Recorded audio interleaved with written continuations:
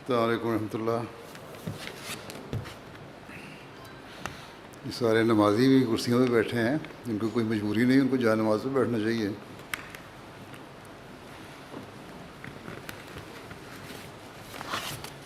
जलसा सुनने के लिए बेशक कुर्सियों पे बैठे हैं, आपने नमाज को भी आराम का ज़रिया बना लिया खुतबे जुमे को। जो मजबूर हैं वो बैठे हैं कुर्सियों पे।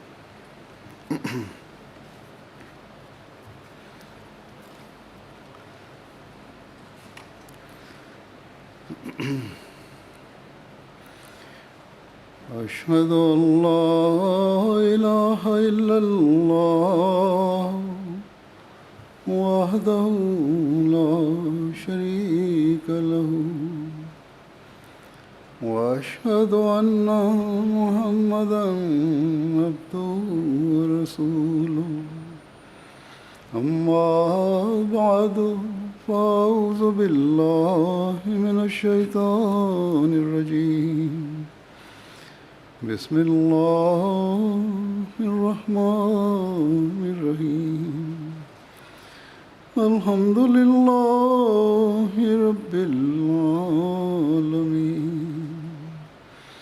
الرحمن الرحيم مالك يوم الدين إياك نعبد وإياك نستعين اهدنا الصراط المستقيم صراط الذين أنعمت عليهم غير المغضوب عليهم ولا الضالين.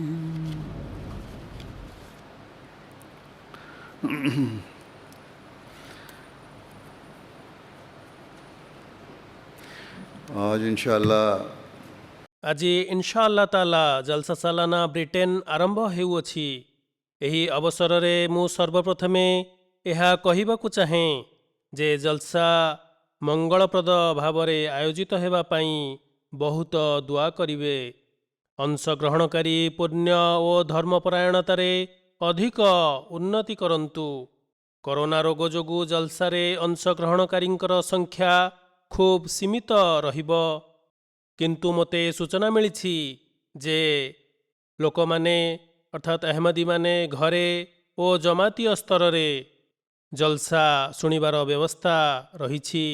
ସେ ଯାହା ହେଉନା କାହିଁକି, ଯେଉଁମାନେ ବି ଜଲସାରେ ଅଂଶଗ୍ରହଣ କରୁଛନ୍ତି ସେମାନେ ଏହି ମନୋଭାବ ପୋଷଣ କରି ଜଲସାରେ ସାମିଲ ହୋଇଥାନ୍ତି ଯେ ସେମାନେ ଯେପରି ଜଲସା ଗାହରେ ବସିଛନ୍ତି, ଜଲସା ସ୍ଥଳୀରେ ସମ୍ମିଳନୀରେ ଉପସ୍ଥିତ ଅଛନ୍ତି। ତେଣୁ ଆପଣମାନେ ଏହି ସମୟକୁ ଦୁଆ ତଥା ଈଶ୍ୱର ଚର୍ଚ୍ଚାରେ ଈଶ୍ୱରଙ୍କ ନାମ ଜପ କରିବାରେ ଅତିବାହିତ କରିବେ। ଜଲସା ଚଳିତ ବର୍ଷର ଆୟୋଜନ ଏବଂ ଏଥିରେ ଅଂଶଗ୍ରହଣକାରୀଙ୍କ ପାଇଁ ପରିସ୍ଥିତି ସମ୍ପୂର୍ଣ୍ଣ ଭିନ୍ନ ଅଟେ। ଏଥର ଅତିଥିମାନଙ୍କୁ କେତେକ ସୁବିଧା ଉପଲବ୍ଧ ହେବ ନାହିଁ। ଏଣୁ ଅଂଶଗ୍ରହଣକାରୀମାନେ ଏହି ପରିସ୍ଥିତିକୁ ଦୃଷ୍ଟିରେ ରଖି ଯଦି କିଛି କମ୍ ବେଶୀ ହୋଇଯାଏ ତେବେ ତାହାକୁ ଅଣଦେଖା କରିବେ। ଏହି ପ୍ରସଙ୍ଗକୁ ଭିତ୍ତି କରି ଦୁଆ କରିବା ପ୍ରତି ବିଶେଷ ରୂପେ ଧ୍ୟାନ ଦେବା ପାଇଁ ଅନୁପ୍ରାଣିତ କଲେ। ଅତିଥି ସତ୍କାର ସମ୍ପର୍କରେ ମୁଁ କିଛି କହିବାକୁ ଚାହୁଁଛି ଯେ ଜଲସାରୁ ଗୋଟିଏ ଦିନ ପୂର୍ବେ ସାଧାରଣ ଭାବରେ ମୁଁ ଅତିଥିମାନଙ୍କୁ ଓ ଡ୍ୟୁଟି ଦେଉଥିବା ସ୍ୱେଚ୍ଛାସେବୀମାନଙ୍କୁ ସେମାନଙ୍କ ଦାୟିତ୍ୱ ପ୍ରତି ଦୃଷ୍ଟି ଆକର୍ଷଣ କରିଥାଏ, ତାଙ୍କୁ ସଚେତନ କରାଇଥାଏ। ଚଳିତ ବର୍ଷ କିନ୍ତୁ ଏପରି ହେଲା ନାହିଁ। ତେଣୁ ଆଜି ଏହି ବକ୍ତୃତାରେ ମୁଁ ଉଭୟ ଅତିଥି ଓ ସ୍ୱେଚ୍ଛାସେବୀମାନଙ୍କୁ କିଛି କହିବାକୁ ଯାଉଛି। ଏହି ଅଧିବେଶନରେ ସର୍ବପ୍ରଥମେ ମୁଁ କର୍ମୀମାନଙ୍କୁ କହିବାକୁ ଚାହେଁ ଯେ ଏପରି ପ୍ରତିକୂଳ ପରିସ୍ଥିତିରେ ମଧ୍ୟ ତୁମମାନଙ୍କ ଅତିଥି ସତ୍କାର କରିବାରେ କୌଣସି ଦୁର୍ବଳତା ବା ଅବହେଳା ପ୍ରଦର୍ଶନ କରିବା ଉଚିତ ନୁହେଁ। ଏଥର 6-7 ହଜାର ଅତିଥି ଯେ କି ଦେଶ ବାହାରୁ ଆସିଥାନ୍ତି ସେମାନେ ସାମିଲ ହୋଇପାରିବେ ନାହିଁ। କେବଳ ଦେଶ ଭିତରେ ବସବାସ କରୁଥିବା ବିଭିନ୍ନ ସହରରୁ ଲୋକମାନେ ଆସିବେ, ତାହା ମଧ୍ୟ ଖୁବ୍ କମ୍ ସଂଖ୍ୟାରେ। ତେଣୁ ଏହି କଥା ମନରେ ପୋଷଣ କରି ରିଲାକ୍ସ ହୋଇଯିବେ ନାହିଁ। ଯଦି କୌଣସି ସ୍ଥଳେ ଅତିଥି ସତ୍କାରରେ ଅବହେଳା ହୋଇଯାଏ, ତେବେ ଅତିଥିମାନେ ଅଭିଯୋଗ କରିଥାନ୍ତି, ମନଉଣା କରିଥାନ୍ତି। ତେଣୁ ଖୁବ୍ ସତର୍କ ହୋଇ ନିଜ ସେବା ସମ୍ପାଦନ କରିବେ। ଯେପର୍ଯ୍ୟନ୍ତ ବିଲାତର କର୍ମୀମାନଙ୍କର ଜଲସାରେ ସେବା କରିବା ବିଷୟ ରହିଲା, ତେବେ ଗତକାଲି ଇନ୍ସପେକ୍ସନରେ ମୁଁ କହିଥିଲି ଯେ ପ୍ରତ୍ୟେକ ଗୋଷ୍ଠୀ, ସେ ଲଜନା ହୁଅନ୍ତୁ ଅବା ନାସେରାତ, ଖୁଦ୍ଦାମ ହୁଅନ୍ତୁ ଅବା ଅତ୍ଫାଲ ଅବା ଅନସାର, ପ୍ରତ୍ୟେକ ସ୍ତରର ସ୍ୱେଚ୍ଛାସେବୀ କର୍ମଚାରୀମାନେ ନିଜ ଡ୍ୟୁଟିରେ ଓ କାର୍ଯ୍ୟରେ ଅଧିକ ଅଭିଜ୍ଞ ଅଟନ୍ତି। ବହୁତ ବଡ଼ ଦାୟିତ୍ୱ ସମ୍ଭାଳିବାର କ୍ଷମତା ସେମାନେ ରଖିଥାନ୍ତି। ନୂତନ ଅଂଶଗ୍ରହଣକାରୀଙ୍କୁ ମଧ୍ୟ ସେମାନେ ପ୍ରଶିକ୍ଷିତ କରିବାର ଅବସର ରହିଛି ଯେ ସେମାନେ ନୂତନ ଅଂଶଗ୍ରହଣକାରୀ କର୍ମୀମାନଙ୍କୁ ନିଜର ନମୁନା ପ୍ରଦର୍ଶନ କରି ସେମାନଙ୍କୁ ସେମାନଙ୍କର କର୍ତ୍ତବ୍ୟବୋଧ ପ୍ରତି ସଜାଗ କରିବେ, ସେମାନଙ୍କ ପାଇଁ ଉଦାହରଣ ସୃଷ୍ଟି କରିବେ। ତେଣୁ ଏହି ଦୃଷ୍ଟିକୋଣରୁ ଚିନ୍ତା କରିବାର କୌଣସି ଆବଶ୍ୟକତା ନାହିଁ ଯେ ନବାଗତଙ୍କୁ କାମ ଆସୁନାହିଁ। କିନ୍ତୁ ଆଲ୍ଲାହ ତାଆଲା ଏହି ଆଦେଶ ରହିଛି, ଆଲ୍ଲାହ ତାଆଲାଙ୍କର ଏହି ଆଦେଶ ରହିଛି ଯେ ବିଶ୍ୱାସକାରୀଙ୍କୁ ବାରମ୍ବାର ସ୍ମରଣ କରାଉଥାଅ, ଉପଦେଶ ଦେଉଥାଅ, କାରଣ ଏହା ତାଙ୍କ ପକ୍ଷେ ଲାଭଦାୟକ। ପୁନଶ୍ଚ ଯେପରି ମୁଁ କହିଲି ଯେ ଜଲସାର ସଂକ୍ଷିପ୍ତ ଆୟୋଜନ ହୋଇଛି, ଏଣୁ କେତେକ ପ୍ରସଙ୍ଗରେ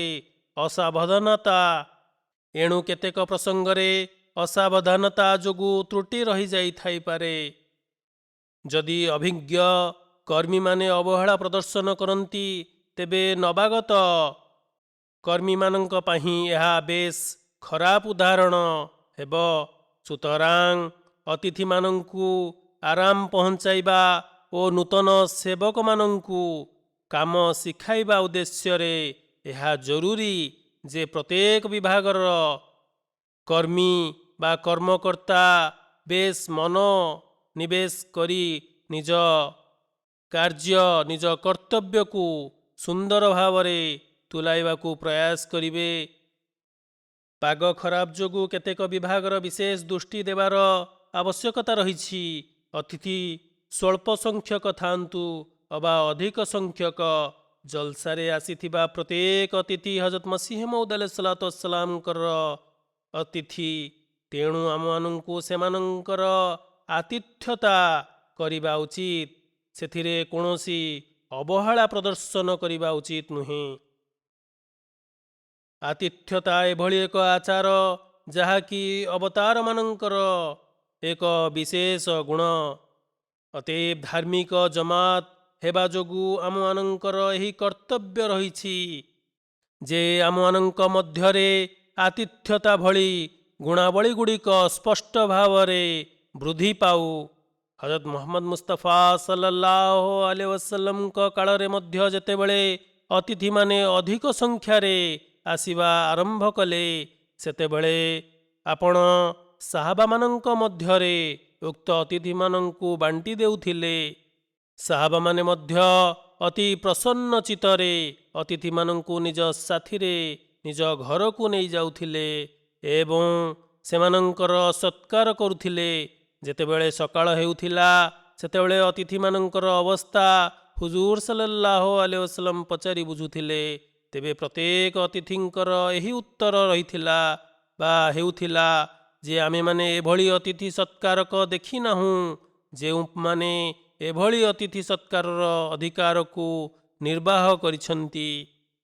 ଅତଏବ ଆମମାନଙ୍କ ଆଗରେ ଏହି ଆଦର୍ଶ ରହିଛି ଯେ ସାମ୍ପ୍ରତିକ ଯୁଗରେ ଆମେମାନେ ଯେତେବେଳେ ହଜରତ ମସିହ ମଉଦ ଆଲୈହିସ୍ସଲାମକୁ ମାନିଛେ, ତାଙ୍କ ଆନୁଗତ୍ୟ ସ୍ୱୀକାର କରିଛେ, ସେତେବେଳେ ଆପଣ ଆଲୈହିସ୍ସଲାମ ମଧ୍ୟ ଏହି ବିଷୟ ସମ୍ପର୍କରେ ଆମକୁ ଅନୁପ୍ରାଣିତ କରିଛନ୍ତି, ଉପଦେଶ ଦେଇଛନ୍ତି ଯେ ଅତି ସୁନ୍ଦର ଭାବରେ ନିଜ ଅତିଥିମାନଙ୍କର ସତ୍କାର କରିବ, କାରଣ ଅତିଥି ଦେବତୁଲ୍ୟ। ଏକଦା ହଜରତ ମସିହ ମଉଦ ସଲାମ ନିଜ ଅନୁଗାମୀମାନଙ୍କୁ ଉପଦେଶ ପୂର୍ବକ କହିଲେ, ଯଦି ମୋ ନୀତି ନିୟମ ଅନୁଯାୟୀ କେହି ଅତିଥି ଆସନ୍ତି ଏବଂ ସେ ମୋ ଉପରେ ଅନ୍ୟାୟ ଓ ଅତ୍ୟାଚାର କରନ୍ତି, ଅସଭ୍ୟ ଆଚରଣ କରନ୍ତି ଓ କଟୁ ବଚନ ପ୍ରୟୋଗ କରନ୍ତି, ତେବେ ସେ ପରିପ୍ରେକ୍ଷୀରେ ମଧ୍ୟ ଆପଣମାନେ ଅତିଥି ଉପରେ କ୍ଷୁବ୍ଧ ପ୍ରକାଶ କରିବେ ନାହିଁ। ଯଦି ଅତିଥି ଅହମଦୀ ମଧ୍ୟ ହୋଇଥାଏ, ତାହେଲେ ମଧ୍ୟ ସେ ପରିପ୍ରେକ୍ଷୀରେ ଆପଣମାନେ କଟୁ ଉତ୍ତର ଦେବେ ନାହିଁ। ଅତିଥି ଆପଣା ହୁଅନ୍ତୁ ଅବା ପର, ଅତିଥିମାନଙ୍କ ସମ୍ପର୍କରେ ହଜରତ ମସିହ ମଉଦ ସଲାମଙ୍କ ଅସାଧାରଣ ଆଦର୍ଶ ତଥା ଉଦାହରଣ ଦେଖିବାକୁ ମିଳିଥାଏ। ଏବଂ କାହିଁକି ବା ଦେଖିବାକୁ ମିଳିବ ନାହିଁ? ଏହି ଯୁଗରେ ହଜରତ ମସିହ ମଉଦ ସଲାମ ହିଁ ସେହି ସର୍ବୋଚ୍ଚ ସ୍ତରର ଆଦର୍ଶ ଏବଂ ଏହି ଯୁଗ ଅବତାର ପାଇଁ ଏହା ଧାର୍ଯ୍ୟ ଥିଲା ଯେ ସେ ଏଭଳି ସର୍ବୋଚ୍ଚ ସ୍ତରର ଚରିତ୍ର ପ୍ରଦର୍ଶନ କରନ୍ତୁ, ଯାହାକି ଅନ୍ୟମାନଙ୍କ ପାଇଁ ଆଦର୍ଶ ପାଲଟିବ, ଯାହାଦ୍ୱାରା ଇସଲାମର ସୁନ୍ଦର ଛବି ଆମମାନଙ୍କୁ ଅନ୍ୟମାନଙ୍କ ସମ୍ମୁଖରେ ପ୍ରସ୍ଫୁଟିତ ହେବ ଏବଂ ଆମେମାନେ ସଂସାର ସମ୍ମୁଖରେ ଏହାକୁ ଉପସ୍ଥାପିତ କରିବାରେ ଅଧିକ ଆପଣଙ୍କର ସହାୟ ହେବା। ଏକଦା ହଜରତ ମୁଫତି ମହମ୍ମଦ ସାଦିକ ସାହେବ ବର୍ଣ୍ଣନା କରନ୍ତି ଯେ ଏକଦା ମୁଁ ଲାହୋରରୁ କାଦିଆନ ଆସିଲି। ହୁଜୁର ଆଲୈହିସ୍ସଲାମ ମୋତେ ମସଜିଦ ମୁବାରକରେ ବସାଇଲେ। ସେତେବେଳେ ମସଜିଦ ମୁବାରକ ଏକ କ୍ଷୁଦ୍ର କୋଠରୀ ଆକାରର ଥିଲା, ଯଦିଚ ଏବେ ମଧ୍ୟ ବିଶେଷ ପ୍ରଶସ୍ତ ହୋଇନାହିଁ, କିନ୍ତୁ ସେତେବେଳେ ତାହାର ଆକାର ବେଶ କ୍ଷୁଦ୍ର କୋଠରୀ ପରି ଥିଲା। ସେ ଯାହା ହେଉନା କାହିଁକି, ହୁଜୁର ମୋତେ କହିଲେ, ତୁମେ ବସିଥାଅ, ମୁଁ ତୁମ ପାଇଁ ଖାଇବା ନେଇ ଆସୁଛି। ଅତଏବ ଆପଣ ଭିତରକୁ ଚାଲିଗଲେ। ମୋର ଭାବନା ଥିଲା ଯେ ହୁଜୁର କୌଣସି ସେବକ ହାତରେ ମୋ ପାଇଁ ଖାଇବା ପଠାଇଦେବେ, କିନ୍ତୁ କିଛି କ୍ଷଣରେ ଝରକା ଖୋଲିଲା। ମୁଁ କ'ଣ ଦେଖୁଛି ଯେ ଆପଣ ସ୍ୱୟଂ ମୋ ପାଇଁ ଖାଇବା ନେଇ ଆସୁଛନ୍ତି, ଗୋଟିଏ ଟ୍ରେରେ କିଛି ଖାଇବା ନେଇ ଆସୁଛନ୍ତି। ଏହି ଦୃଶ୍ୟକୁ ଦେଖି ମୁଫତି ମହମ୍ମଦ ସାଦିକ ସାହେବ କୁହନ୍ତି, ମୋ ଆଖିରେ ସହସା ଲୁହ ବାହାରି ଆସିଲା, କାରଣ ଯେତେବେଳେ ହଜରତ ମସିହ ମଉଦ ସଲାମ ଆମମାନଙ୍କ ପରି ତୁଚ୍ଛ ଅନୁଗାମୀମାନଙ୍କ ପାଇଁ ଏଭଳି ସତ୍କାର ପ୍ରଦର୍ଶନ କରନ୍ତି, ତେବେ ଏହା ଆମମାନଙ୍କ ପାଇଁ ମାର୍ଗଦର୍ଶକ ଯେ ଆମର ଧର୍ମାଧ୍ୟକ୍ଷ ହୋଇ ଆମର ସେ ଏଭଳି ସେବା ପାଇଁ ତତ୍ପର। ସେତେବେଳେ ଆମମାନଙ୍କୁ ଅର୍ଥାତ୍ ଅହମଦୀମାନଙ୍କୁ ମଧ୍ୟ ପରସ୍ପର ପ୍ରତି ପ୍ରେମ ଭାବ ଓ ଅତିଥି ସତ୍କାରର କିଭଳି ସ୍ତର ସ୍ଥାପନ କରିବା ଉଚିତ ଓ ପରସ୍ପର ପ୍ରତି ଆନୁଗତ୍ୟ ଓ ପ୍ରେମ ଭାବ ପ୍ରଦର୍ଶନ କରିବା ଉଚିତ। ଏକଦା ଅତିଥି ସତ୍କାର କରିବା ପ୍ରସଙ୍ଗରେ ହଜରତ ମସିହ ମଉଦ ସଲାମ ସ୍ୱୟଂ ନିଜର ଉଦାହରଣ ଦିଅନ୍ତି ଯେ ଏକଦା କାଦିଆନରେ ଅତିଥିମାନଙ୍କର ଆଗମନ ବେଶ ଅଧିକ ହୋଇଗଲା। ସେତେବେଳେ ବିଛଣାର ଅଭାବ ଦେଖାଦେଲା। ତେବେ ହୁଜୁର ହଜରତ ମସିହ ମଉଦ ସଲାମ ନିଜ ଘରର ସମସ୍ତ ବିଛଣା ଅତିଥିମାନଙ୍କ ପାଇଁ ସାଉଁଟି ଆଣିଲେ ଏବଂ କୌଣସି ଅତିଥିଙ୍କ ମନରେ ଏକଥା ଜ୍ଞାତ ହେବାକୁ ଦେଲେ ନାହିଁ ଯେ ମୋ ନିଜ ପାଇଁ ଆଉ କୌଣସି ବିଛଣା ନାହିଁ। ତେବେ ଅତିଥିମାନେ ତ ବେଶ ଆରାମରେ ରାତ୍ରି ଯାପନ କରିଥିଲେ, କିନ୍ତୁ ହଜରତ ମସିହ ମଉଦ ସଲାମ ସ୍ୱୟଂ ବିନା ବିଛଣାରେ ବେଶ କଷ୍ଟର ସହ ରାତ୍ରି ଯାପନ କରିଥିଲେ। ବେଳେବେଳେ ଲୋକମାନେ ବଳିଦାନ କରିଥାନ୍ତି, କିନ୍ତୁ ପରେ ସେମାନେ ତାହାକୁ ବଖାଣିଥାନ୍ତି, କହିଦେଇଥାନ୍ତି ଯେ ମୁଁ ଏଭଳି ବଳିଦାନ କରିଛି, ଏଭଳି ସ୍ତର ନିରୂପଣ କରିଛି। କିନ୍ତୁ ଏଭଳି ହଜରତ ମସିହ ମଉଦ ସଲାମଙ୍କ ସ୍ୱଭାବରେ ଏଭଳି ଚରିତ୍ର ରହିଥିଲା ଯେ ଏଭଳି ବଳିଦାନ କରି ମଧ୍ୟ ଆପଣ ତାହା କାହାରି ନିକଟରେ ପ୍ରକାଶ କରିନଥିଲେ ବା ପ୍ରକାଶ କରିବାକୁ ଦେଇନଥିଲେ। ଗୋଟିଏ ଅବସରରେ ହଜରତ ମସିହ ମଉଦ ଆଲାଇହିସ୍ସଲାମ କହିଲେ, ମୋତେ ସର୍ବଦା ଏହି କଥାଟି ଜ୍ଞାତ ରହିଥାଏ ଯେ କୌଣସି ଅତିଥିଙ୍କୁ ଯେପରି କଷ୍ଟ ନ ହେଉ। ହୁଜୁର ଆଲାଇହିସ୍ସଲାମ କୁହନ୍ତି, ଅତିଥିଙ୍କ ହୃଦୟ ଦର୍ପଣ ପରି, ଆଇନା ପରି, ଯାହାକି ସାମାନ୍ୟ ଆଘାତ ଲାଗିଲେ ତାହା ଭାଙ୍ଗି ଚୁରମାର ହୋଇଯାଇଥାଏ। ତେଣୁ ସର୍ବଦା ଏଥିପ୍ରତି ସତର୍କତା ଅବଲମ୍ବନ କରିବା ଉଚିତ ଯେ ଅତିଥିକୁ କୌଣସି ପ୍ରକାର ଯେପରି କଷ୍ଟ ନ ପହଞ୍ଚୁ, କଷ୍ଟ ନ ହେଉ। ନିଜର ସାମର୍ଥ୍ୟଠାରୁ ବଳି ଅଧିକ ସେମାନଙ୍କ ସତ୍କାର ପ୍ରତି ତତ୍ପର ରହିବା ଉଚିତ। ହଜରତ ମସିହ ମଉଦ ଆଲାଇହିସ୍ସଲାମ କୁହନ୍ତି, ଏହା ପୂର୍ବରୁ ମୋର ଏହି ରୀତି ଥିଲା ଯେ ମୁଁ ଅତିଥିମାନଙ୍କ ସାଙ୍ଗରେ ବସି ଖାଇଥାଏ, ଖାଦ୍ୟ ସେବନ କରିଥାଏ, ଯଦ୍ୱାରା ମୋତେ ଏହି କଥା ଜ୍ଞାତ ହୋଇଯାଇଥାଏ ଯେ ଅତିଥିମାନେ ଭଲ ଭାବରେ ପେଟ ପୂରା ଖାଇନେଲେ କି ନାହିଁ। କିନ୍ତୁ ଅସୁସ୍ଥତା ଯୋଗୁଁ ଯେବେଠାରୁ ମୁଁ ପଥି ଆହାର ସେବନ କରୁଅଛି, ସେବେଠାରୁ ଏହି ପ୍ରଥା ମୁଁ ଛାଡ଼ି ଦେଇଛି, ବର୍ଜନ କରିଛି। ଆଉ ଏକ କାରଣ ଏହିକି ଯେ ଅତିଥିମାନଙ୍କର ସଂଖ୍ୟା, କାଦିଆନକୁ ଆସିବା ଅତିଥିମାନଙ୍କର ସଂଖ୍ୟା ବେଶ ବଢ଼ିଯାଇଛି। ବହୁଳ ସଂଖ୍ୟାରେ ଅତିଥିମାନେ କାଦିଆନ ଆଗମନ କରୁଛନ୍ତି। ତେଣୁ ସେ ସମସ୍ତଙ୍କୁ ଗୋଟିଏ ସ୍ଥାନରେ ବସାଇ ଖାଦ୍ୟ ଖୁଆଇବାର ବ୍ୟବସ୍ଥା କରିବା ସମ୍ଭବ ନଥିଲା। ଭିନ୍ନ ଭିନ୍ନ ସ୍ଥାନରେ ଅତିଥିମାନଙ୍କୁ ଖାଇବାର ବ୍ୟବସ୍ଥା କରାଯାଉଥିଲା, ଯଦ୍ୱାରା ମୁଁ ସେହି ପୁରୁଣା ପ୍ରଥା ଯାହାକି ପ୍ରଚଳିତ ଥିଲା ତାହାକୁ ବାଧ୍ୟ ହୋଇ ବନ୍ଦ କରିଦେଲି। ପୁନଶ୍ଚ ଆପଣ ଲଙ୍ଗରଖାନାର ଇନଚାର୍ଜ ସାହେବଙ୍କୁ କହିଲେ, ଯେତେବେଳେ ଅନେକ ଅତିଥିଙ୍କର ସମାଗମ ଥିଲା, ଦେଖ ଆଜି ବହୁ ସଂଖ୍ୟାରେ ଅତିଥି ଆସିଛନ୍ତି। ସେମାନଙ୍କ ମଧ୍ୟରୁ କେତେକଙ୍କୁ ତୁମେ ଚିହ୍ନିଛ, କେତେକ ତୁମର ପରିଚିତ ଓ ଆଉ କେତେକ ତୁମର ଅପରିଚିତ। କିନ୍ତୁ ତୁମ ପକ୍ଷେ ଅପରିହାର୍ଯ୍ୟ ଯେ ତୁମେ ସମସ୍ତଙ୍କ ସାଥିରେ ସମ୍ମାନ ସହକାରେ ଅତିଥି ସତ୍କାର କର। ତୁମ ପାଇଁ ସମସ୍ତେ ସମାନ, କାହାରିକୁ ବିଶେଷ ଗୁରୁତ୍ୱ ଦେବାର ଆବଶ୍ୟକତା ନାହିଁ। ଏପରି ନ ହୁଏ ଯେ ଅମୁକ ଜଣେ ଓହଦେଦାର କି ଅମୁକ ମୋର ପରିଚିତ, ତେଣୁ ତାଙ୍କର ଭଲ ଭାବରେ ସେବା ସତ୍କାର କରିବି। ନା, ସମସ୍ତଙ୍କୁ ସମ୍ମାନ ମର୍ଯ୍ୟାଦା ଓ ସତ୍କାର କରିବା ଅତିଥି ସତ୍କାରର ମୂଳମନ୍ତ୍ର। ମୁଁ ତୁମ ଉପରେ ଯେଉଁ ସକାରାତ୍ମକ ମତାମତ ରଖିଅଛି, ପୋଷଣ କରିଛି ଯେ ତୁମେ ଅତିଥିମାନଙ୍କର ଖୁବ୍ ସେବା କରିବ, ତାହାକୁ ସାକାର କରିବ। ସେଥିରେ ଅବହେଳା ପ୍ରଦର୍ଶନ କରିବ ନାହିଁ। ନିଜ ତ୍ରୁଟି ଦୂର କରି ଅତିଥି ସତ୍କାରର ସ୍ତର ଅଭିବୃଦ୍ଧି କରିବା ଉଚିତ। ମୋତେ ଜଣା ଯେ କେତେକ ବିଭାଗର କର୍ମୀମାନଙ୍କୁ କିଛି ସମସ୍ୟାର ସମ୍ମୁଖୀନ ହେବାକୁ ପଡ଼ୁଅଛି, କିନ୍ତୁ ତଥାପି ନିଜ ତରଫରୁ ଉତ୍ତମ ଆଚରଣ ପ୍ରଦର୍ଶନ କରିବାକୁ କଦାପି ହାତଛଡ଼ା କର ନାହିଁ। ଅତିଥିମାନେ ଯାହା ଇଚ୍ଛା କୁହନ୍ତୁ, କିନ୍ତୁ ତୁମର କର୍ତ୍ତବ୍ୟ ଯେ ତୁମେ ସେମାନଙ୍କର ସହିତ ଉତ୍ତମ ଆଚରଣ ପ୍ରଦର୍ଶନ କର। ଏଥରକ ସୀମିତ ସଂଖ୍ୟକ ଅତିଥି ହେବା ଯୋଗୁଁ ସମ୍ଭବତଃ କିଛି ଅସୁବିଧାର ସମ୍ମୁଖୀନ କରିବାକୁ ପଡ଼ିପାରେ।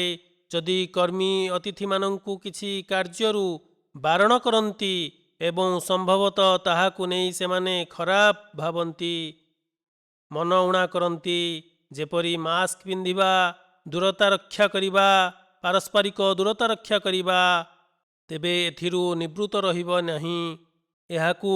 ଏହି କଥାକୁ ନେଇ ମନ ଊଣା କରିବେ ନାହିଁ ଯେ କର୍ମୀମାନେ ଆମକୁ ଏଭଳି ବାରମ୍ବାର କହୁଛନ୍ତି। ଖାଇବା ସମୟରେ ମଧ୍ୟ କେତେକ ବିଶେଷ କଥା ଧ୍ୟାନରେ ରଖିବେ। ଯଦି ଏସବୁ କଥାକୁ କେହି ଚିଡ଼ନ୍ତି, ତେବେ ସେମାନଙ୍କୁ ଅତି ନମ୍ରତାର ସହିତ ବୁଝାଇବେ ଏବଂ ଅତିଥିମାନଙ୍କୁ ମଧ୍ୟ ଏସବୁ ନିୟମ ସ୍ୱୟଂ ଅବଲମ୍ବନ କରିନେବା ଉଚିତ। ପୂର୍ବରୁ ନିଜକୁ ଏହାର ଅଭ୍ୟସ୍ତ କରିନେବା ଉଚିତ।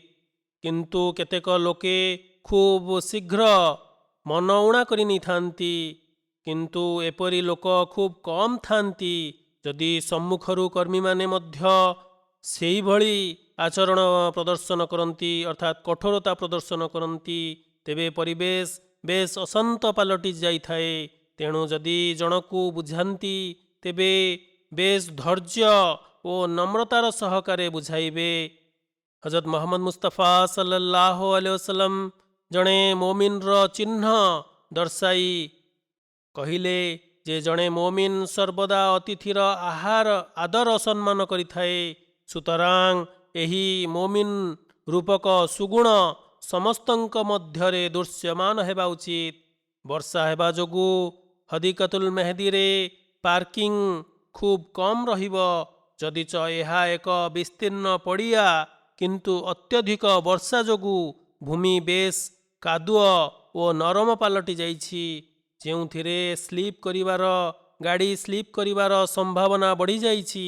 ତେଣୁ ଅନ୍ୟ ଏକ ସ୍ଥାନରେ ପାର୍କିଂର ବ୍ୟବସ୍ଥା କରାଯାଇଛି। ସେଠାରୁ ବସ୍ ଯୋଗେ ଅତିଥିମାନଙ୍କୁ ଜଲସାଗାହ ଅଣାଯିବ। ଏଠାରେ ସେବକମାନଙ୍କୁ ଅତି ଆଦର ଓ ନମ୍ରତାର ସହିତ ଅତିଥିମାନଙ୍କୁ ଗାଇଡ୍ କରିବାର ଆବଶ୍ୟକତା ରହିଛି।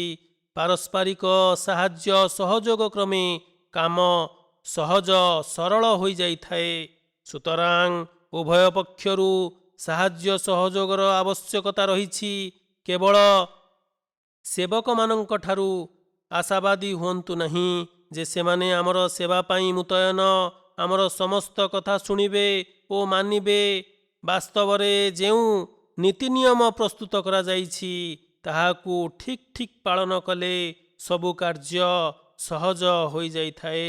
ଏକଥା ମଧ୍ୟ ଆମକୁ ସ୍ମରଣ ରଖିବା ଉଚିତ ଯେ ଇସଲାମ ଯେଉଁ ସ୍ଥଳେ ଅତିଥିର ଆଦର ସମ୍ମାନ କରିବାକୁ ନିର୍ଦ୍ଦେଶ ଦେଇଛି, ସେଠାରେ ଅତିଥିମାନଙ୍କୁ ମଧ୍ୟ କିଛି କର୍ତ୍ତବ୍ୟ ସମ୍ପାଦନ କରିବାକୁ ଉପଦେଶ ଦେଇଛି।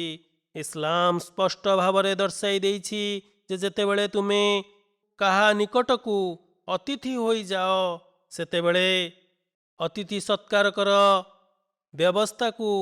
ବ୍ୟସ୍ତତାକୁ ମଧ୍ୟ ଧ୍ୟାନ ଦିଅ। ତାଙ୍କର ଡାକିବାରେ ଅର୍ଥାତ୍ ସେ ତୁମକୁ ଡାକରା ଦେଲେ ଯାଅ ଏବଂ ତାଙ୍କୁ କହି ବାହାରକୁ ଯାଅ। ଯେଉଁ ସ୍ଥଳେ ଇସଲାମ କହିଲା ଯେ ଅତିଥିର ଆଦର ସମ୍ମାନ କର, ସେଠାରେ ଅତିଥିଙ୍କୁ ମଧ୍ୟ ନିର୍ଦ୍ଦେଶ ଦେଇଛି ଯେ ତୁମେ ଅତିଥି ସତ୍କାର କର। ଡାକରାରେ ତୁମେ ତାଙ୍କ ଘରେ ଉପସ୍ଥିତ ହୁଅ। ଯଦି ଗୃହବାସୀ ତୁମକୁ ମନା କରିଦିଅନ୍ତି ଅବା ଘରେ ପ୍ରବେଶ କରିବାକୁ ବାରଣ କରନ୍ତି, ତେବେ ମନରେ କୌଣସି ପ୍ରକାର ମଳିନତା ପୋଷଣ ନ କରି ସେଠାରୁ ଫେରିଆସ। ଯଦିଚ ଜଲସାର ଅତିଥିମାନଙ୍କ ଉପରେ ଏକଥା ଲାଗୁ ହୋଇ ନଥାଏ, କିନ୍ତୁ ଏଥରକ ବିଶେଷ ପରିସ୍ଥିତି ଯୋଗୁଁ ଗୋଟିଏ ନିର୍ଦ୍ଦିଷ୍ଟ ବୟସର ଲୋକମାନଙ୍କୁ ଜଲସାରେ ଯୋଗ ଦେବା ପାଇଁ ଅନୁମତି ଦିଆଯାଇଛି। ପୁନଶ୍ଚ ଦ୍ୱିତୀୟ ସର୍ତ୍ତ ମଧ୍ୟ ରହିଛି, ଯାହାକି ସ୍ୱାସ୍ଥ୍ୟ ସମ୍ପର୍କିତ ଅଟେ। ଅର୍ଥାତ୍ ଯାହାଙ୍କର ଟିକା ଲାଗିଯାଇଥିବ, ଯାହାର ସ୍ୱାସ୍ଥ୍ୟ ଭଲ ଥିବ, ସେହିମାନଙ୍କୁ ହିଁ ଜମାତ ଜଲସାରେ ଯୋଗ ଦେବା ପାଇଁ ଅନୁମତି ପ୍ରଦାନ କରିବ ବା ସେହିପରି ସର୍ତ୍ତ ରଖାଯାଇଛି। ସେମାନଙ୍କ ସମ୍ମୁଖରେ ଏହି ସର୍ତ୍ତଗୁଡ଼ିକ ନୀତି ଅବଲମ୍ବନ ଯୋଗ୍ୟ ଅଟେ। ଏହି ଦୃଷ୍ଟିକୋଣରୁ ଜମାତମାନଙ୍କୁ କୁହାଯାଇଛି, ଯେଉଁ ଲୋକମାନେ ଏହି ସମସ୍ତ ସର୍ତ୍ତାବଳୀ ପୂରଣ କରୁଥିବେ, ସେହି ଲୋକମାନଙ୍କୁ ହିଁ ଚୟନ କରି ଜଲସାରେ ପ୍ରେରଣ କରିବେ। ଯେପରି ମୁଁ ପୂର୍ବେ କହିଲି, କେତେକ ସ୍ଥାନରେ ଏହା ହୋଇପାରେ ଯେ ଚୟନ ପ୍ରକ୍ରିୟାରେ ତ୍ରୁଟି ହୋଇଯାଇଥିବ ଓ କେତେକ ଲୋକମାନଙ୍କ ମନରେ ଅଭିଯୋଗ ମଧ୍ୟ ରହିଥିବ ଯେ ଆମକୁ ସୁଯୋଗ ଦିଆଗଲା ନାହିଁ ଏବଂ ଯଦି ଆମେ ତ ସମସ୍ତ ସର୍ତ୍ତାବଳୀ ଉପରେ ଠିକ୍ ଉପନୀତ ହେଉଛୁ, ତଥାପି ଆମକୁ ଜଲସାରେ ଯୋଗ ଦେବା ପାଇଁ ଅନୁମତି ଦିଆଗଲା ନାହିଁ। ସେହିପରି ଏହି ଦେଶରେ କେତେକ ଲୋକମାନେ ନୂଆ କରି ଆସିଛନ୍ତି। ସେମାନେ ଏହି ସର୍ତ୍ତାବଳୀ ଗୁଡ଼ିକ ପୂରଣ କରୁନାହାନ୍ତି, କିନ୍ତୁ ସେମାନେ ଜୋର ଦେଉଛନ୍ତି ଯେ ଆମକୁ ନିଶ୍ଚୟ ଭାବରେ ଜଲସାରେ ସାମିଲ ହେବାକୁ ଅନୁମତି ଦିଆଯାଉ। ସମ୍ଭବତଃ କେତେକ ବାହାରୁ ଆସିଥିବା ଲୋକମାନେ ଏହି ପ୍ରୟାସ କରୁଥିବେ। ସେମାନେ ନିଜର କୌଣସି ସମ୍ପର୍କୀୟଙ୍କ ସହିତ ଆସିଯିବେ କିମ୍ବା ନିଜ ଅଞ୍ଚଳର ବ୍ୟବସ୍ଥା ବିଭାଗର ନିକଟରେ ଜିଦ୍ କରି ଅଳି କରି ଜଲସାରେ ସାମିଲ ହେବା ପାଇଁ ସୁଯୋଗ ଖୋଜୁଥିବେ ଅବା ପ୍ରୟାସ କରୁଥିବେ। ଏହିଭଳି ଲୋକମାନଙ୍କୁ ଏହା ମନେ ରଖିବା ଉଚିତ ଯେ ଜମାତର ନିୟମକୁ ଭଙ୍ଗ କରିବା ଦ୍ୱାରା ନାନା ପ୍ରକାର ସମସ୍ୟା ଓ ଅସୁବିଧା ଉପୁଜିଥାଏ। ଆଲ୍ଲାହ ତାଆଲା ଜଣେ ବିଶ୍ୱାସକାରୀ ପାଇଁ ଏହି ନୈତିକ ନିର୍ଦ୍ଦେଶାବଳୀ ଧାର୍ଯ୍ୟ କରିଛନ୍ତି ଯେ ମୌଳିକ ଚରିତ୍ରର ମାର୍ଗଦର୍ଶନ କରି ଦର୍ଶାଇ ଦେଇଛନ୍ତି, ଆଦେଶ ଦେଇଛନ୍ତି ୱଇନ୍ କିଲାଲକୁମ୍ ଇର୍ଜିଉ ଫର୍ଜିଉ ହୁଆ ଆସ୍କାଲକୁମ୍, ଅର୍ଥାତ୍ ବିଶ୍ୱାସକାରୀଙ୍କୁ ଯେତେବେଳେ କୁହାଯାଏ ଯେ ସେମାନେ ଘର ଲୋକମାନଙ୍କ ଅନୁମତି ବିନା କୌଣସି ବ୍ୟକ୍ତିର ଘର ମଧ୍ୟକୁ ପ୍ରବେଶ କରନ୍ତୁ ନାହିଁ, ଯେତେବେଳେ ସେହି ବିଶ୍ୱାସକାରୀମାନଙ୍କୁ ଏହା କୁହାଯାଏ ଯେ ସେମାନେ ଫେରିଯାଆନ୍ତୁ, ତାହେଲେ ସେମାନଙ୍କ ପକ୍ଷେ ଏହା ଉଚିତ ହେବ ଯେ ସେମାନେ ଫେରିଯାଆନ୍ତୁ ୟା ଫେରିଯିବା ଉଚିତ, କାରଣ ଉକ୍ତ କଥାଟି ଅତ୍ୟନ୍ତ ପବିତ୍ରମୟ କଥା। ଜଲସାରେ ସମ୍ମିଳିତ ହେବା ଏକ ମହତ୍ତ୍ୱପୂର୍ଣ୍ଣ ଅଭିପ୍ରାୟ ହେଉଛି ଯେ ଆତ୍ମଶୁଦ୍ଧି କରିବା, ନିଜର ଆତ୍ମାକୁ ଶାନ୍ତି ପ୍ରଦାନ କରିବା। ଜୋର ଜବରଦସ୍ତ କରି ସାମିଲ ହେବା ବ୍ୟତୀତ ଯେଉଁ ନିୟମମାନ ରହିଛି ତାହାକୁ ଅନୁସରଣ କରିବା ଅଧିକ ଶ୍ରେୟସ୍କର।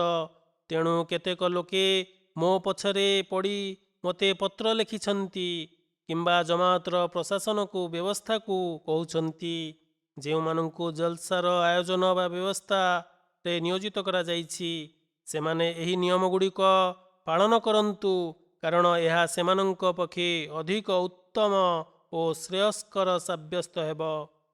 ସେମାନେ କ୍ଷୋଭ ଓ ମନସ୍ତାପ କରିବା ଅନୁଚିତ। ସେମାନେ ଆଲ୍ଲାହଙ୍କ ନିକଟରେ ଏହି ଦୁଆ କରିବା ଉଚିତ ଓ ଅଧିକ ବ୍ୟାକୁଳ ଓ ଆତୁରତାର ସହିତ ପ୍ରାର୍ଥନା କରିବା ଉଚିତ, ଯଦ୍ୱାରା ଆଲ୍ଲାହ ତାଆଲା ଯଥାଶୀଘ୍ର ପରିସ୍ଥିତିକୁ ସାମାନ୍ୟ କରିଦେବେ। ଫଳତଃ ଇଚ୍ଛୁକ ତଥା ଅଭିଳାଷିତ ବ୍ୟକ୍ତିମାନେ ଜଲସାରେ ସ୍ୱାଧୀନ ଭାବରେ ସାମିଲ ହୋଇପାରିବେ। ପବିତ୍ର କୁରାନ କରୀମର ଆଦେଶାବଳୀ ଉପରେ କର୍ମାନୁସରଣ କରିବା ପାଇଁ ସାହାବାମାନଙ୍କର ମଧ୍ୟ ବିଚିତ୍ରମୂଳକ ପନ୍ଥା ରହିଥିଲା। ଜଣେ ସାହାବୀ କୁହନ୍ତି, ମୁଁ ଦୀର୍ଘ ବର୍ଷ ଧରି ଲୋକମାନଙ୍କ ଘରକୁ ଭିନ୍ନ ଭିନ୍ନ ସମୟରେ ଓ ଅସମୟରେ ଯାଇ ପହଞ୍ଚି ଯାଉଥିଲି, ଯେପରି କେହି ମୋତେ କୁହନ୍ତୁ ଯେ ଏହା ଉଚିତ ସମୟ ନୁହେଁ, ଭିତରେ ପ୍ରବେଶ କରିବା ନିଷେଧ, ଆମେ ଆପଣଙ୍କ ସହିତ ସାକ୍ଷାତ କରିପାରିବୁ ନାହିଁ, ଏଭଳି ଉକ୍ତି କୁହନ୍ତୁ ଯଦ୍ୱାରା ମୁଁ ଫେରିଯିବି। କିନ୍ତୁ ସେ କୁହନ୍ତି, ମୋର ଇଚ୍ଛାରେ ହିଁ ରହିଗଲା। ଏଭଳି କରିବା ସତ୍ତ୍ୱେ କୌଣସି ବ୍ୟକ୍ତି ମୋତେ ଏଭଳି ଉକ୍ତି କହିଲେ ନାହିଁ। ମୁଁ ପବିତ୍ର କୁରାନ କରୀମର ଉପରୋକ୍ତ ବର୍ଣ୍ଣିତ ଆୟତ ଅନୁଯାୟୀ ଅନୁସରଣକାରୀ ହୋଇ ପୁଣ୍ୟ ଅର୍ଜନକାରୀ ରୂପେ ବିବେଚିତ ହୋଇଯିବି, କିନ୍ତୁ ଏପରି କେବେ ବି ହେଲା ନାହିଁ, କେବେ ବି ଘଟିଲା ନାହିଁ। ତହିଁରୁ ଏହା ସାବ୍ୟସ୍ତ ହେଉଛି ଯେ ଉଭୟ ପକ୍ଷ ଅତିଥି ଓ ଅତିଥି ସତ୍କାରକ ଆଲ୍ଲାହ ତାଆଲାଙ୍କ ପ୍ରସନ୍ନତା ପ୍ରାପ୍ତି କରିବା ପାଇଁ ନିଜର କର୍ତ୍ତବ୍ୟକୁ ପୂରଣ କରିବା ପାଇଁ ଉଦ୍ୟମ କରୁଥିଲେ। ଏହି ସାଧାରଣ ଚରିତ୍ରକୁ ଆପଣାଇବା ଓ ପବିତ୍ର କୁରାନ କରୀମର ନିର୍ଦ୍ଦେଶାବଳୀ ଉପରେ ଅଭିରୁଚି ତଥା ଉତ୍ସାହପୂର୍ଣ୍ଣ ଆବେଗ ମାଧ୍ୟମରେ ଅନୁସରଣ କରିବା ସମ୍ପର୍କରେ ମୁଁ ଏହି କଥା କହିଲି ଏବଂ ଏକ ନୈତିକମୟ ନିର୍ଦ୍ଦେଶାବଳୀ ମଧ୍ୟ ଦେଲି। କିନ୍ତୁ ଏହା ସତ୍ତ୍ୱେ କେତେକ ଲୋକ ଏପରି ଅଛନ୍ତି ଯେଉଁମାନେ ନିଜର କଥାକୁ ମନେଇବା ପାଇଁ କହିଦିଅନ୍ତି ଯେ ଜମାତର ପ୍ରଶାସନିକ ବ୍ୟବସ୍ଥା ମଧ୍ୟ ଅସ୍ୱୀକାର କରିବା ଅନୁଚିତ। ସାମାନ୍ୟ ପରିସ୍ଥିତିରେ ଜମାତର ବ୍ୟବସ୍ଥା ନା ଅସ୍ୱୀକାର କରିଥାଏ ନା କରିବା ଉଚିତ। ଯଦି କରିବ ତାହେଲେ ନିଃସନ୍ଦେହ ଅତିଥିମାନଙ୍କର କର୍ତ୍ତବ୍ୟ ନିର୍ବାହ କରିବ ନାହିଁ ବା ଅତିଥିର ଯେଉଁ କର୍ତ୍ତବ୍ୟ ରହିଛି ତାହା ସମ୍ପାଦନ ହେବ ନାହିଁ। ଏହି ଶିକ୍ଷାର ଖିଲାଫକାରୀ ରୂପେ ବିବେଚିତ ହେବ ଯେଉଁ ଶିକ୍ଷା ଇସଲାମର ଶିକ୍ଷା ଏବଂ ଯେଉଁ ଶିକ୍ଷା ଉପରେ ଅନୁକରଣ କରିବା ପାଇଁ ଆମମାନଙ୍କୁ ହଜରତ ମସିହ ମଉଦ ଆଲୈହିସ୍ସଲାମ ବିଶେଷ ରୂପେ ଜୋର ଦେଇଛନ୍ତି ଓ ନିଜର କର୍ମ ତଥା ଆଚରଣ ଦ୍ୱାରା ଏକ ଉଦାହରଣ ସ୍ଥାପନ କରିଛନ୍ତି। ଯେତେବେଳେ ଅସମୟରେ ରାତ୍ରବେଳେ ଅତିଥିମାନେ ହଜରତ ମସିହ ମଉଦ ଆଲୈହିସ୍ସଲାମଙ୍କ ନିକଟକୁ ଆସୁଥିଲେ, ସେତେବେଳେ ଆପଣ ସେହି ଅତିଥିମାନଙ୍କର ସତ୍କାର କରୁଥିଲେ। କିନ୍ତୁ ଯେପରିକି ମୁଁ କହିଲି, ଏହି ଜଲସା ଯେଉଁଭଳି ପରିସ୍ଥିତିରେ ଅନୁଷ୍ଠିତ ହେଉଅଛି ତାହା ଭିନ୍ନ ରକମର। ଏହି ଜଲସାରେ ବାଧ୍ୟ ହୋଇ ଅଧିକ ସଂଖ୍ୟକ ଅତିଥିମାନଙ୍କୁ ଅଂଶଗ୍ରହଣ କରିବାକୁ ବାରଣ କରାଯାଇଛି। ଏଣୁ ବିନା କୌଣସି ଅଭିଯୋଗ ତଥା ଆପତ୍ତିରେ ମନଉଣା କରି ଏପରି ବ୍ୟବସ୍ଥା ସହ ସାହାଯ୍ୟ ସହଯୋଗ ସହିତ କାର୍ଯ୍ୟ କରନ୍ତୁ। ବ୍ୟବସ୍ଥାର ଅନୁକରଣ କରନ୍ତୁ। ଯାହା ଆଦେଶ ଦିଆଯାଉଛି ତାହାର ଅନୁକରଣ କରନ୍ତୁ। ତତ୍ସହିତ ମୁଁ ସେହି ଲୋକମାନଙ୍କୁ ମଧ୍ୟ ଏହା କହିବାକୁ ଚାହେଁ ଯେଉଁ ଲୋକମାନଙ୍କୁ ଜଲସାରେ ଅଂଶଗ୍ରହଣ କରିବା ପାଇଁ ଅନୁମତି ପ୍ରଦାନ କରାଯାଇଛି ସେମାନେ ବିନା କୌଣସି ଦୁବିଧାରେ ଜଲସାରେ ସାମିଲ ହୁଅନ୍ତୁ। ଅନ୍ୟଥା ଯଦି ସେମାନେ ସାମିଲ ନ ହୁଅନ୍ତି ତେବେ ସେହି ଲୋକମାନଙ୍କର ଅଧିକାର କ୍ଷୁର୍ଣ୍ଣ ହେବ ଯେଉଁମାନେ ଜଲସାରେ ଆସିବାକୁ ଉତ୍କଣ୍ଠିତ ଆଗ୍ରହୀତ। ତେଣୁ ଖରାପ ପାଗକୁ ଆଳ କରି ପଛରେ ରହିଯାଆନ୍ତୁ ନାହିଁ। ଜଲସାରେ ଯୋଗ ଦେବାରେ ବଞ୍ଚିତ ରହିଯାଆନ୍ତୁ ନାହିଁ। ସୁତରାଂ ଯେଉଁମାନେ ପାଗ ଖରାପ ହେବାକୁ ଆଳ କରୁଛନ୍ତି ସେମାନଙ୍କୁ ଏହା ସ୍ମରଣ ରଖିବା ଉଚିତ ଯେ ରବୁଆ କାଦିଆନରେ ମୁକ୍ତ ଆକାଶରେ ଶୀତ ପ୍ରବଳ କଠୋର ଶୀତରେ ଦିନେ ଜଲସା ଅନୁଷ୍ଠିତ ହୋଇଥାଏ। ରବୁଆରେ ତ ଧାର୍ମିକ କଟକଣା ଯୋଗୁଁ ଦୀର୍ଘ ବର୍ଷ ହେଲା ଜମାତ ଜଲସାର ଆୟୋଜନ କରୁନାହିଁ। କିନ୍ତୁ ପୂର୍ବେ ଜଲସା ହେଉଥିଲା। ସେତେବେଳେ ଶୀତ ଦିନେ ଜଲସା ହେଉଥିଲା। ବର୍ଷା ଭଳି ପରିସ୍ଥିତିରେ ମଧ୍ୟ ଲୋକମାନେ ବସି ବିନା କୌଣସି ଦ୍ୱିଧାରେ ଜଲସା ଶୁଣୁଥିଲେ। କେତେକ ସମୟରେ ଇସଲାମାବାଦରେ ଜଲସା ଅନୁଷ୍ଠିତ ହେଉଥିଲା ଏବଂ ସେତେବେଳେ ବର୍ଷା ମଧ୍ୟ ହୋଇ ଜଲସା ଗାହ ଜଳମଗ୍ନ ହୋଇଯାଉଥିଲା। ସେତେବେଳେ ଜଲସା ଗାହ ଉପରେ ଶ୍ୟାଡ୍ର ବ୍ୟବସ୍ଥା ନଥିଲା ଏବଂ ପରିସ୍ଥିତି ବେଶ ଶୋଚନୀୟ ହୋଇଯାଉଥିଲା। ଲୋକେ ତଳେ ବସି ଜଲସା ଶୁଣୁଥିଲେ କାରଣ କୌଣସି ପକ୍କା ସ୍ଥାନ ନିର୍ମାଣ କରାଯାଇନଥିଲା। କିନ୍ତୁ ବର୍ତ୍ତମାନ ଯେପରି ତଳେ ବସିବା ପାଇଁ ପକ୍କା ସ୍ଥାନ ନିର୍ମାଣ କରାଯାଇଛି ଓ ଉପରେ ଶ୍ୟାଡ୍ର ବ୍ୟବସ୍ଥା କରାଯାଇଛି ତାହା ତ ପୂର୍ବ ଅବସ୍ଥା ଅପେକ୍ଷା ବହୁତ ଉନ୍ନତମାନର। ମୋର ମନେ ଅଛି ଏକଦା ଜଲସାରେ ମୁଁ ସାମିଲ ହେଲି। ତେବେ ବର୍ଷା ଯୋଗୁଁ ଜଲସା ଗାଁ ଭିତରେ କାଦରେ ମଧ୍ୟ କିଛି ଜଳ ଆସିଗଲା ଓ ଭୂମି ଓଦା ହୋଇଗଲା। କଡ଼ରେ ତ ପାଣି ଜମି ରହିଥିଲା। ଯେଉଁ ଲୋକମାନେ କଡ଼ରେ ଛିଡ଼ା ହୋଇ ନମାଜ ପଢ଼ୁଥିଲେ ସେମାନଙ୍କର ଆଣ୍ଠୁ ଓ ମଥା ଜଳରେ ବୁଡ଼ି ରହୁଥିଲା। ଆଣ୍ଠୁ ଓ ମଥାରେ ପାଣି ଓ କାଦୁଅ ଲାଗିଯାଉଥିଲା। ସ୍ୱୟଂ ମୋ ସହିତ ମଧ୍ୟ ଏହିପରି ଘଟିଛି। ଯେତେବେଳେ ମୁଁ ସିଜଦା କରିବାକୁ ଯାଉଥିଲି ମୋ ମଥା ଓ ଆଣ୍ଠୁରେ କାଦୁଅ ଲାଗିଯାଉଥିଲା। ଫଳତଃ ମୁଁ ନିଜ ମଥାରୁ ପାଣି କାଦୁଅ ସଫା କରୁଥିଲି। କିନ୍ତୁ ଯଦି କୌଣସି ଘାସ କୁଟା ଲାଗିଯାଉଥିଲା ସେତେବେଳେ ମଧ୍ୟ ମୁଁ ଏହାକୁ ସଫା କରିଦେଉଥିଲି। କିନ୍ତୁ ମୁଁ ସମସ୍ତଙ୍କ ଠାରେ ଗୋଟିଏ କଥା ଲକ୍ଷ୍ୟ କରିଛି ଯେ ସମସ୍ତ ଲୋକମାନେ ଏକ ଉତ୍ସାହ ଓ ଆବେଗର ସହିତ ସେତେବେଳେ ଜଲସାର କାର୍ଯ୍ୟକ୍ରମ ଶୁଣୁଥିଲେ। ଆଲ୍ଲାହ ତାଆଲାଙ୍କ କୃପାରୁ ବର୍ତ୍ତମାନ ମଧ୍ୟ ଲୋକମାନଙ୍କ ମଧ୍ୟରେ ସେହି ସମାନ ମନୋଭାବ ଉଜ୍ଜୀବିତ ରହିଛି। ପ୍ରାୟତଃ କହିବାକୁ ଗଲେ ଅନେକ ଅହମଦୀମାନଙ୍କ ମନରେ ମଧ୍ୟ ଏହିପରି ମନୋଭାବ ବଳବତ୍ତର ରହିଛି। କିନ୍ତୁ ଏଭଳି କେତେକ ଦୁର୍ବଳ ଶ୍ରେଣୀର ଲୋକମାନେ ମଧ୍ୟ ଅଛନ୍ତି ଯେଉଁମାନେ ପ୍ରତିକୂଳ ପରିସ୍ଥିତି ଯୋଗୁଁ ଅବା ଆରାମର ଅଭ୍ୟସ୍ତ ଯୋଗୁଁ ଦୁର୍ବଳତା ପ୍ରଦର୍ଶନ କରିଥାନ୍ତି। ସେମାନଙ୍କୁ ଯଦି ଜଲସାରେ ଆସିବାକୁ ଅନୁମତି ଦିଆଯାଇଛି ତାହେଲେ ସେମାନେ ନିଶ୍ଚିତ ଭାବରେ ଜଲସାରେ ସାମିଲ ହେବା ଉଚିତ। ଏହି ସୁଯୋଗକୁ ହାତଛଡ଼ା କରିବା ଉଚିତ ନୁହେଁ କାରଣ ସେମାନଙ୍କର କୌଣସି ପ୍ରକାର ଆଳ ଗ୍ରହଣୀୟ ହେବ ନାହିଁ।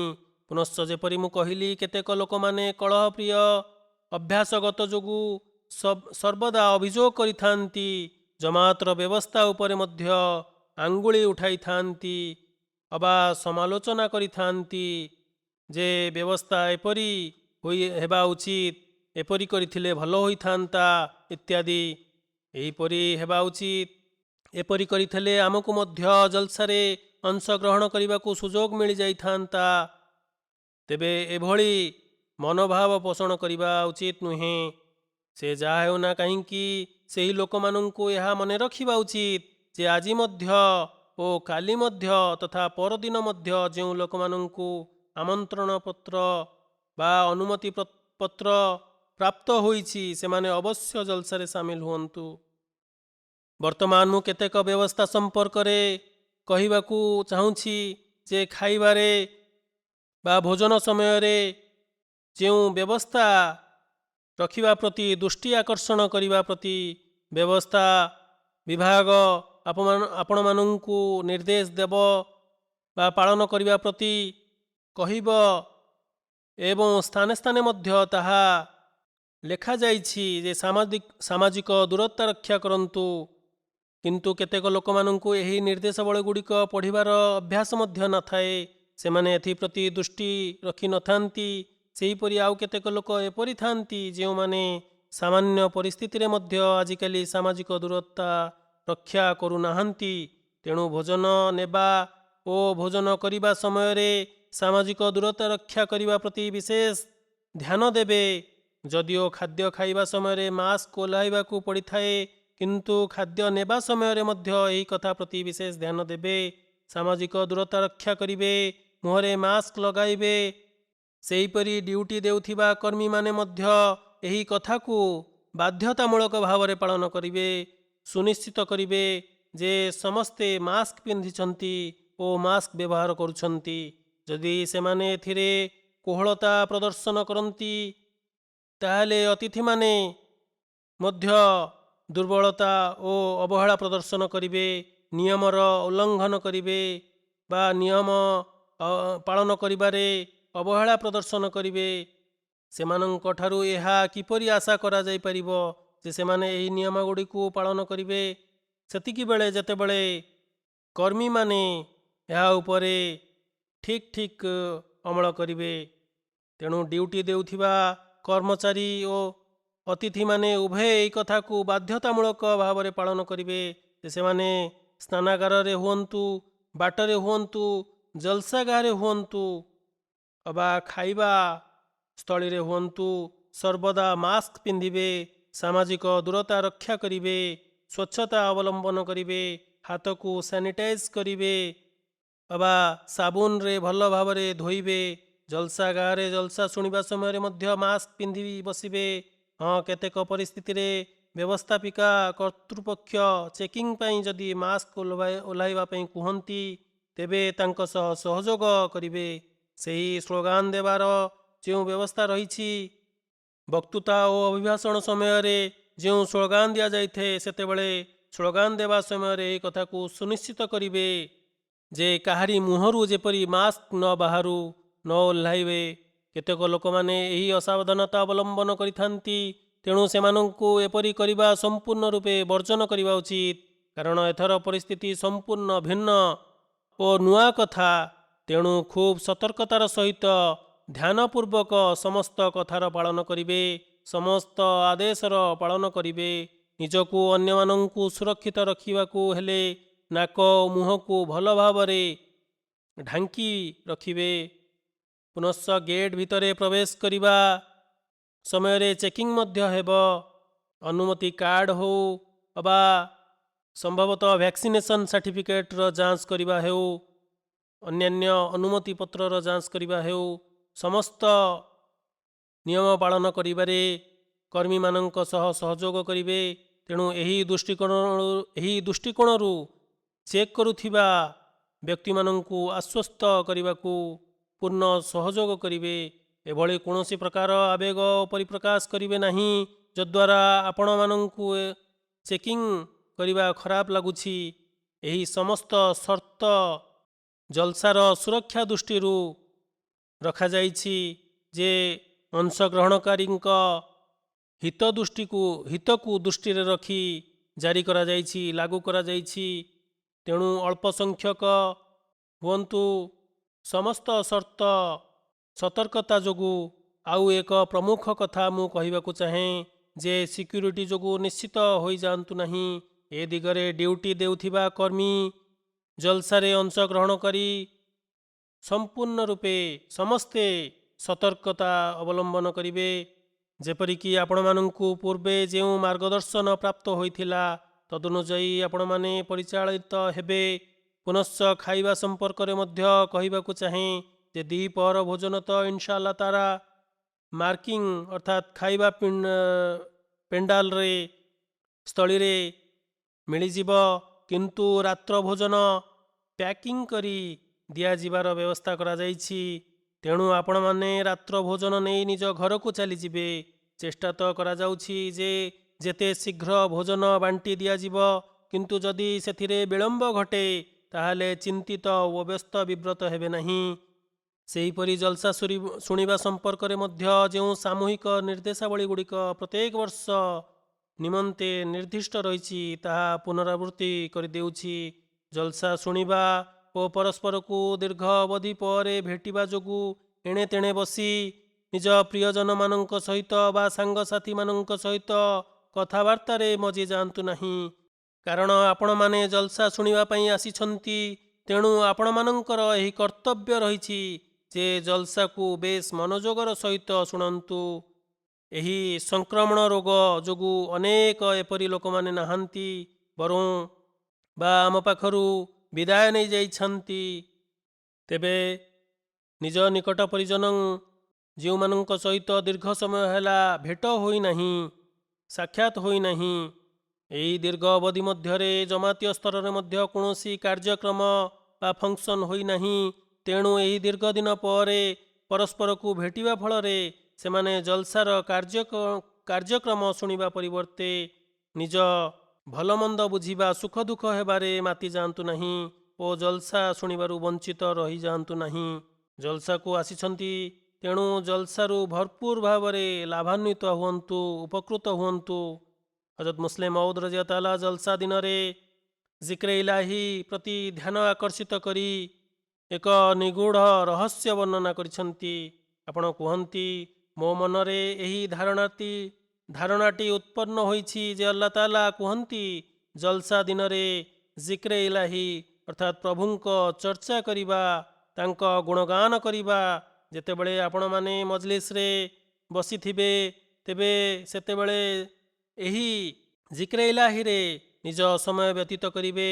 ଏହାର ଲାଭ ସମ୍ପର୍କରେ ଆଲ୍ଲାହ ତାଆଲା କୁହନ୍ତି, ଉଜ୍କୁରୁଲ୍ଲାହ ୟଜ୍କୁରୁକୁମ୍, ଅର୍ଥାତ୍ ତୁମେ ଯଦି ପ୍ରଭୁଙ୍କୁ ସ୍ମରଣ କରିବ ତେବେ ସେ ମଧ୍ୟ ତୁମକୁ ସ୍ମରଣ କରିବେ, ତୁମର ଚର୍ଚ୍ଚା କରିବେ। ଆଲ୍ଲାହ ତାଆଲା କୁହନ୍ତି, ବର୍ତ୍ତମାନ ସେହି ଭକ୍ତ ପରି ଆଉ କିଏ ବା ସୌଭାଗ୍ୟଶାଳୀ ଯେ ପ୍ରଭୁଙ୍କୁ ସ୍ମରଣ କରିଥାଏ, ପ୍ରଭୁଙ୍କର ନାମ ଜପ କରିଥାଏ, ତେବେ ସେ ମଧ୍ୟ ତାଙ୍କ ସହ ସମାନ ଆଚରଣ ପ୍ରଦର୍ଶନ କରିଥାନ୍ତି, ଅର୍ଥାତ୍ ତାଙ୍କର ଚର୍ଚ୍ଚା ଅନ୍ୟମାନଙ୍କ ଠାରେ କରିଥାନ୍ତି, ତାଙ୍କ ସୁଗୁଣର ଚର୍ଚ୍ଚା କରିଥାନ୍ତି ଅନ୍ୟମାନଙ୍କ ନିକଟରେ। ଅତଏବ ଏହି ଦିନମାନଙ୍କରେ ଜିକ୍ରେ ଇଲାହି ହିଁ ଆଲ୍ଲାହ ତାଆଲାଙ୍କର କୃପାକୁ ଅଧିକ ସାଉଁଟିବାର ମାଧ୍ୟମ। ତେଣୁ ଏହି ଦିନମାନଙ୍କରେ ବିଶେଷ କରି ଜିକ୍ରେ ଇଲାହି ଉପରେ ମନୋଯୋଗ କରିବେ, ଧ୍ୟାନ ଦେବେ। ସମଗ୍ର ପୃଥିବୀରେ ପରିବ୍ୟାପ୍ତ ଅହମଦୀମାନେ ଯେଉଁଠି ଏକାଠି ବସି ଜଲସା ଶୁଣୁଛନ୍ତି, ପରିବାର ସହିତ ମିଶି ଜଲସା ଶୁଣୁଛନ୍ତି, ସେମାନେ ମଧ୍ୟ ଜିକ୍ରେ ଇଲାହିରେ ସମୟ ବ୍ୟତୀତ କରିବେ। କାରଣ ସେମାନେ ଅଧିକରୁ ଅଧିକ ଆଲ୍ଲାହ ତାଆଲାଙ୍କର କୃପାକୁ ଏତଦ୍ୱାରା ସାଉଁଟି ପାରିବେ, ନିଜର ଆଧ୍ୟାତ୍ମିକ ଅବସ୍ଥାକୁ ଉତ୍ତମ ଓ ସୁଦୃଢ଼ କରିପାରିବେ।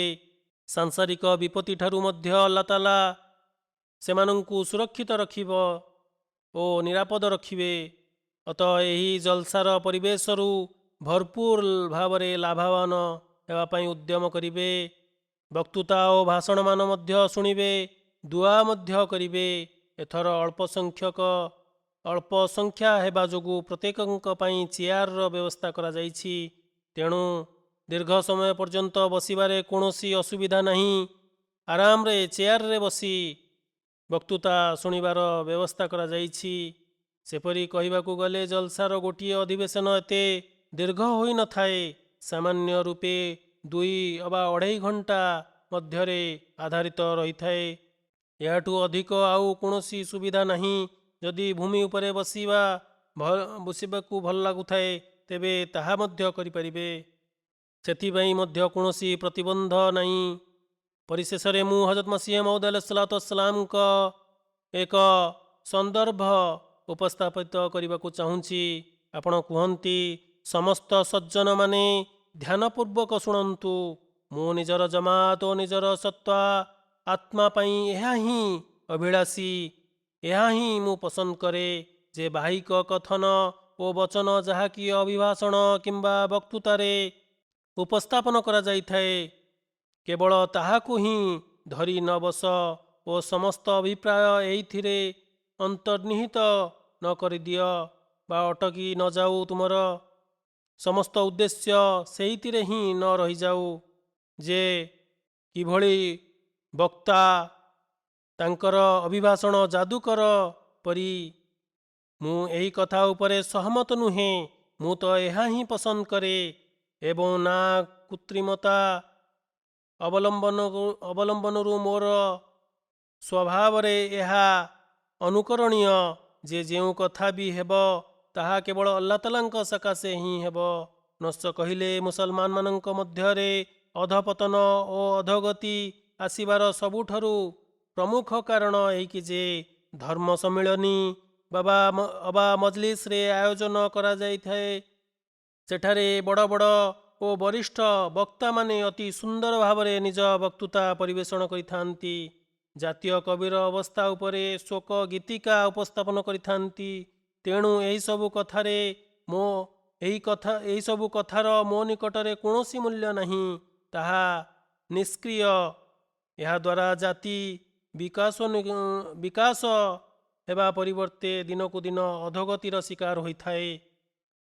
ପ୍ରକୃତ କଥା ହେଲା ଏହିକି ଯେ ଏହି ସଭା ଅବା ଏଭଳି ମଜଲିସରେ ଅଂଶଗ୍ରହଣକାରୀ ଏବଂ ଆଗମନକାରୀ ବ୍ୟକ୍ତିମାନେ ନିଷ୍ଠା ମନୋଭାବ ରଖି ଜଲସାରେ ସାମିଲ ହୁଅନ୍ତୁ ଏବଂ ଯାହା ଶୁଣୁଛନ୍ତି ତାହା ଉପରେ କାର୍ଯ୍ୟାନୁସରଣ କରନ୍ତୁ। ତାହା ହିଁ ମୂଳ, ତାହା ହିଁ ସାର। ଗୋଟିଏ କଥା ହେଲା ଯେ ପ୍ରତ୍ୟେକ ଭାଷଣ ଓ ବକ୍ତୃତାକୁ ଶୁଣନ୍ତୁ। ଏପରି ନ ହେଉ ଯେ ଅମୁକ ବକ୍ତା ଓ ଭାଷଣଦାତା ଜଣେ ଭଲ ବକ୍ତା, ତାକୁ ହିଁ ଶୁଣିବା ଏବଂ ଅନ୍ୟମାନଙ୍କ ବକ୍ତୃତା ଅବା କାର୍ଯ୍ୟକ୍ରମ ସମୟରେ ନିଜ କଥାରେ ମାତିଯିବା। ଅନ୍ୟ ବକ୍ତା ଓ ଭାଷଣ ଶୁଣିବା ନାହିଁ, ଏହା ଅନୁଚିତ। ତେଣୁ ସମ୍ପୂର୍ଣ୍ଣ ନିଷ୍ଠାର ସହିତ ଧ୍ୟାନପୂର୍ବକ ସମସ୍ତ ବକ୍ତାମାନଙ୍କର ଅଭିଭାଷଣ ଶୁଣିବା ଉଚିତ ଓ ତାହା ଉପରେ କାର୍ଯ୍ୟକାରୀ କରିବା ଉଚିତ। ନିଷ୍ଠାର ସହିତ ଅମଳ କରିବା ଉଚିତ ଓ ଆଲ୍ଲାହ ତାଆଲାଙ୍କ ପ୍ରସନ୍ନତା ପ୍ରାପ୍ତି ପ୍ରତି ବ୍ୟାକୁଳ ରହିବା ଉଚିତ। ଯେତେବେଳେ ଏହି ଭାବନାଟି ରହିବ ସେତେବେଳେ ଯାଇ ଆମମାନଙ୍କର ଅବସ୍ଥା ସୁଧୁରିବ। ଆମେମାନେ ନିଜ ଆଗାମୀ ବଂଶଧରମାନଙ୍କ ପାଇଁ ଉଦାହରଣ ଓ ମାର୍ଗଦର୍ଶକ ପାଲଟିବା। ଏଥିପାଇଁ ଆମମାନଙ୍କୁ ଉଦ୍ୟମ କରିବା ଉଚିତ। ଆଲ୍ଲାହ ତାଆଲା ଆମମାନଙ୍କ ମଧ୍ୟରୁ ପ୍ରତ୍ୟେକ ବ୍ୟକ୍ତି ଯିଏ ଏହି ଜଲସାରେ ସାମିଲ ହେଉଛନ୍ତି ବା ଜଲସା ଶୁଣୁଛନ୍ତି ନିଜ ମଧ୍ୟରେ ନିଷ୍ଠାପର ମନୋଭାବ ସୃଷ୍ଟି କରି ଜଲସାରେ ଯୋଗ ଦେବା ଉଚିତ ଓ ପାଣିପାଗ କିଭଳି ଅନୁକୂଳ ରହିବ ସେଥିପାଇଁ ମଧ୍ୟ ଦୁଆ କରିବା ଉଚିତ। ଏହି ଦିନମାନଙ୍କରେ କରାଯାଇଥିବା ଦୁଆ ପ୍ରଭୁଙ୍କ ନିକଟରେ ଗ୍ରହଣୀୟ। ଆଲ୍ଲାହ ତାଆଲା ଏହାକୁ ଆମ ସପକ୍ଷରେ କରିଦିଅନ୍ତୁ। ଏହି ଜଲସା ଆମ ପାଇଁ ଫଳପ୍ରଦ ସାବ୍ୟସ୍ତ ହେଉ। ଆମେ ଏଥିରୁ ସମ୍ପୂର୍ଣ୍ଣ ରୂପେ ଉପକୃତ ହେଉ। ଆମିନ। अल्हम्दुलिल्लाह नहमदुहु व नस्तईनुहु व नस्तगफिरुहु व नुमिनु बिही व नतवक्कलु अलैहि व नऊज़ु बिल्लाहि मिन शुरूरि अनफुसिना व मिन सय्यिआति अअमालिना। मन यहदिहिल्लाहु फला मुदिल्ल लहु वमन युद्लिल्हु फला हादिय लहु वनशहदु अल्ला इलाहा इल्लल्लाह वनशहदु अन्ना मुहम्मदन अब्दुहु व रसूलुहु। इबादल्लाह रहिमकुमुल्लाह इन्नल्लाह यामुरु बिल अदलि वल इहसान वईताए ज़िल क़ुरबा वयन्हा अनिल फ़हशाइ वल मुनकरि वल बग़ि याइज़ुकुम लअल्लकुम तज़क्करून। उज़्कुरुल्लाह यज़्कुरुकुम وادعوه يستجب لكم ولذكر الله